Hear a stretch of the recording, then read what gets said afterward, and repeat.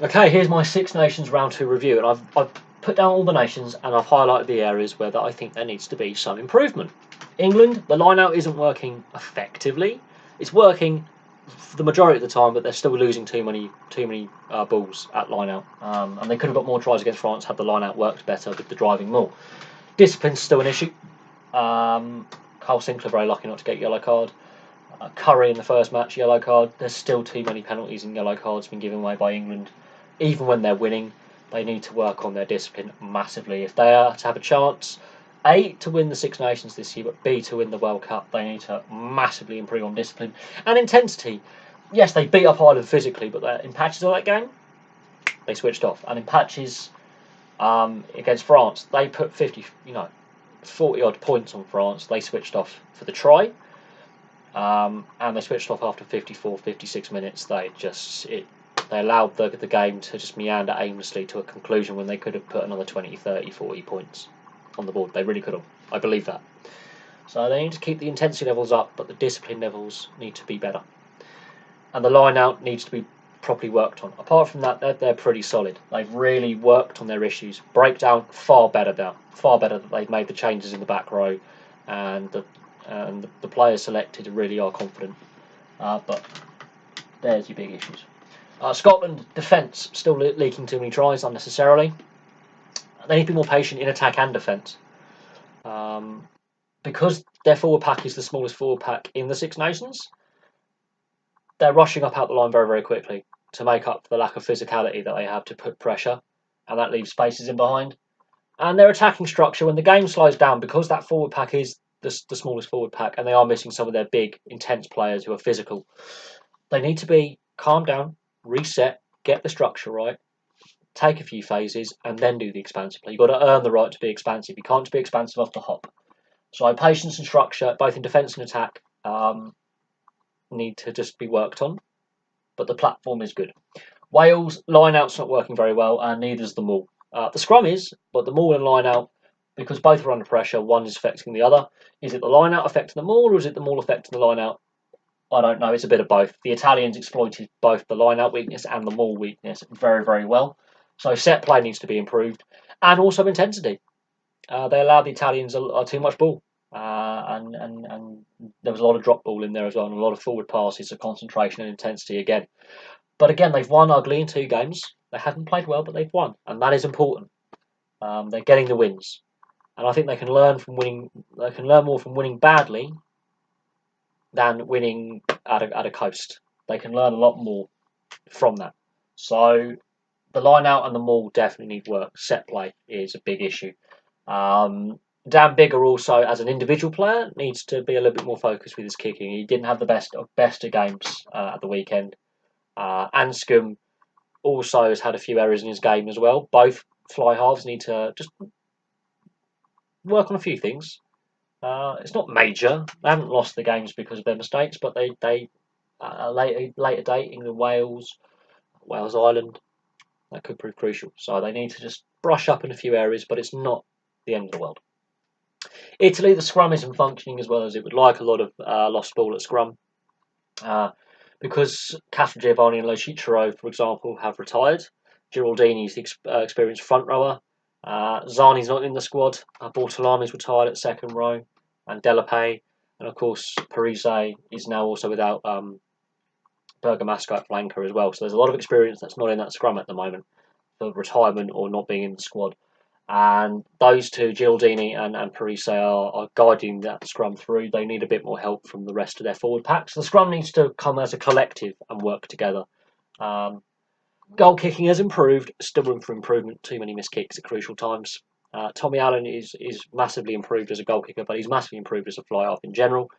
Carlo Canna is having more time in the Pro 14. He's not in the squad at the moment, although he may be recalled. He as a player has improved markedly as well since he turned fully professional. McKinley, yes, he's got his eye injury, and that's a little bit of trivia, but he, as a good third choice fly half, he's good to have in the squad because he's an experienced journeyman player. But the goal kicking is somewhere that needs improvement, and that's been a cause of concern for a while. But it's not as bad as it was, but it's still room for improvement. Concentration as well, they do occasionally switch off. That affects them in attack and defence, but the defence for the most part has been pretty good on the ball.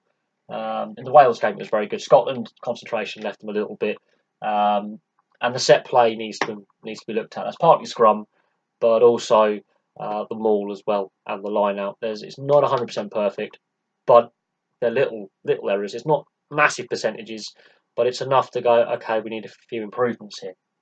Ireland were physically beaten up in the first game against England. They responded somewhat against Scotland, but the physicality, they need to look at that and how physical they are being with the opposition. They don't want to let Johnny Sexton get bashed around too much. The Scots took it to Johnny Sexton in the second game. Carbery comes on. Carbery's a different type of fly half. Does it necessarily suit Ireland as a starter or as a finisher? That's the question. But Johnny Sexton took a lot of punishment that was unnecessary. Even though he actually is that much of a skilled ball handler, he does draw players in. Carbery's a different type of player, and the Scots could deal with Joey Carbery. But the physicality, they've got to protect Sexton a little bit more. If he's key to their axis of attack, they need to protect him a little bit more. If that means they have to put Carbery inside centre to take some of the kicking pressure off him, so be it. You have to start on both, so be it. But they need to look at the physicality. Concentration as well, too many drop balls. Yeah, they've got to keep the focus. And defence, the high ball. That's been an issue. Mostly in the first game, a little bit in the second game, but once Stuart Hogg went off, Blair Kinghorn's more of a running fullback than a kicking fullback. He only kicked, I think, once in open play. So it won't test as much, but they still need to work on the high ball defence. Now we get to the piece de resistance, the French. Everything I've listed here is wrong. Selection, they chop and change weekly. There is no solid selection from week to week. An average of 6 to 8 changes per test match in the starting lineup. Fitness, it's not there. Discipline, it's not there. Intensity, they were not on the ball at all against England and only for 40 minutes against Wales. So they've only had about 44 minutes of intense play and the rest of it's been hopeless. Defence, look at the amount of tries they've conceded, the amount of points, the amount of kicks at goal, all the unnecessary points they've conceded. Structure, the defence isn't there, the attack isn't there, it's all individualistic play. Scrum, because of the fitness issue, and in fact one of their starting props plays in the second tier of French rugby, says a lot about the scrum. Completely bullied by England. The Welsh had a good go at destroying the French scrum as well. Goal kicking, I could get started on the fly half issue with Camille Lopez. Para, he's not kicking the goals very well. He's only got 1 out of 5. So goal kicking is a massive cause of concern. They've got the worst goal kicking percentages in the comp so far. The structured attack, because the defence is unstructured, the attack is a mess. It's all, as I said, individualistic plays. And that goes to organisation. When I say organisation, I mean that coaching, the structure from the federation to the coaches, to the leadership group, to the rest of the players. Val Mahina wasn't aware after Gerardo went off in the first test, he was captain. Bastareaud, thankfully, was. So that is the organisation as a total. Coaching, Jacques Brunel. He did his best to destroy Italian rugby. He's now doing his best to destroy French rugby at international level. And this comes down to the French Rugby Federation. Their insistence of going French. Every single coach has to be French. They're not looking outside the box like every other nation has. Every other nation in the Six Nations has got an overseas coach in as their head coach. The French have stuck with the French. It's actually hindering them because they're getting a one-dimensional look at rugby. The flair's been sucked out of the French side. It's all about power, yet they're not fit enough to be physical. Yet they're all built like machines, but they get tired very quickly because of all the weight they've got to lug around. They've got the heaviest forward pack at nearly a ton. It's 1,000 kilos of meat, just near enough. And that forward pack tires. And some of their backs are big as well, but they've got no flair. Bastareaud's been their standout player for the last couple of years. I think he's underrated, but he does the job he's selected to do. Is to be physical. He's very good in defence now. He's not getting caught on the outside shoulder because he's actually improved his defensive play. He's still a massive unit, and he's got very soft hands for a big guy. He was the best player for France at the weekend. Simple.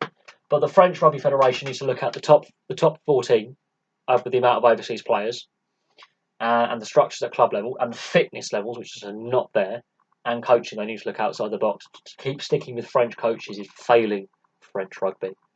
The reason why the All Blacks and the Aussies and the South Africans and the English and I would say the Italians, and the Welsh and the Scots and the Irish and all these top nations are so good, is they've actually remembered the French flair of the 80s and the 90s that played with this laissez-faire, fun attitude. They had the physicality in the scrum, and the backs were allowed to play. That's why every other side has that bit of flair about them. They idolised the French teams of the 70s, 80s, and 90s. The French gave us modern rugby. They haven't kept up with modern rugby. But there we go. That's my Six Nations Round 2 review. That's what I think on this week off, all the teams need to work on. The French need to work on everything. If possible, just sack the coach and let the players coach themselves. I think that'd be better. The French issues are much deeper. I couldn't fit every French issue on the board. The other issues, you've got to look at the teams that play in the Pro League. Ireland, Italy, Wales and Scotland. They're all very close to each other in quality level. The Irish are still the best team in the world. But Scotland, Wales and Italy are all very, very similar in the style that they want to play. They want to be expansive with the backs. They want to have a bit of power with the forwards, a bit of physicality. They target the fly half channel of the opposition. They want to put the fly half under pressure. Ireland, they are the standout of the Pro 14 nations, as I call them. And England have really bounced back and touched Mother Earth and really taken steps on from last year. Now, was last year a blip? Possibly. There is still a lot of room for improvement for England. They're not the finished. None of these sides are the finished article. Ireland have had a blip with that defeat, and they need to look at why that defeat happened, learn from it, look at the tapes, and work on those areas. But there we go. Thank you very much for watching. Please like and subscribe. Place your thoughts below if you are a Rugby Union fan, and I'll have some more videos for you soon.